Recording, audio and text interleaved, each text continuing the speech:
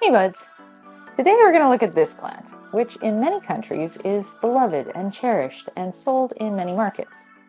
In North America, it is unfriended, unwanted, and labeled something of a nuisance. But no matter what category you put it in, it is still a juicy succulent that is slightly sour and very nutritious for you.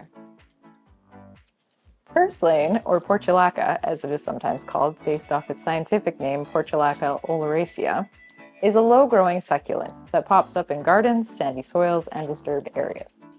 It actually pulls out quite easily, so that's what gardeners normally do with it, but they may not know that it is also edible and very nutritious.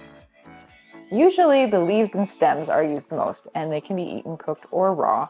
They're very versatile and can be added to soups, salads, stews, and sandwiches, amongst other things.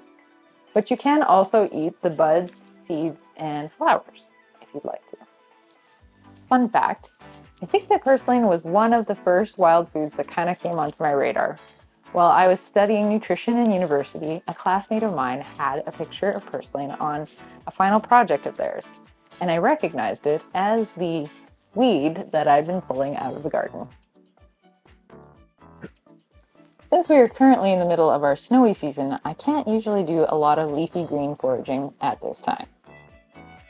But to the horror of many, I'm sure I've planted a few seeds here in my garden tower.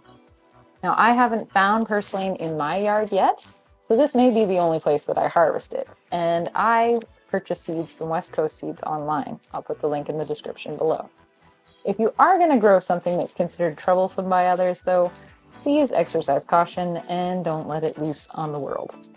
All right, let's gather some up and make a tasty quesadilla. Nutrition fact: purslane has the highest known source of omega-3 fatty acids in a leafy vegetable.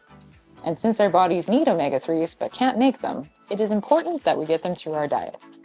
Fish is usually considered the best dietary source, but for those who do not eat fish, purslane might be a great alternative. In a large pan on medium heat, we're going to saute 1 onion, chop, 2 garlic cloves, minced,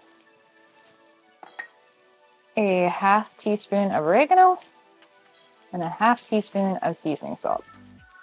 And just cook them up for 4 or 5 minutes until everything is nice and tender. Now that this is ready, we're going to add a can of drained lentils that have been rinsed. And since I gathered a few purslane seeds, I'm going to throw them in too. Feel free. And now we're just going to warm this up for a minute, let it heat through, and let any liquid evaporate. And once you think that it's thoroughly heated, you can put this in a container and set it in the fridge for whenever you're ready for your quesadillas, or you can make them up immediately.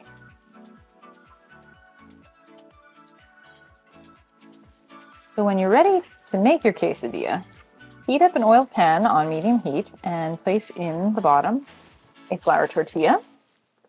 And we're going to put in a little bit of cheese just to try and make it hold together. And you can use your favorite kind of cheese or a melty vegan option if you like. Then add a layer of our lentil mixture.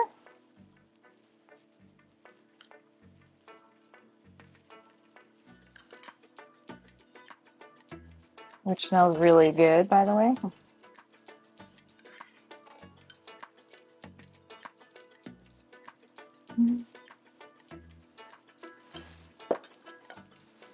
Top that with some crunchy purslane.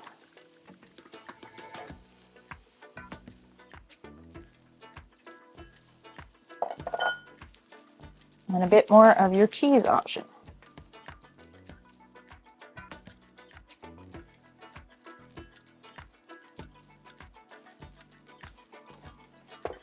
And finally, close it up with the other tortilla. Now give it a few minutes to get all melty inside and golden brown on the bottom. So when the cheese starts to get gooey and the bottom one starts to get toasty, flip your quesadilla over and brown the other side. Remove from the pan and cut into 4 wedges to serve.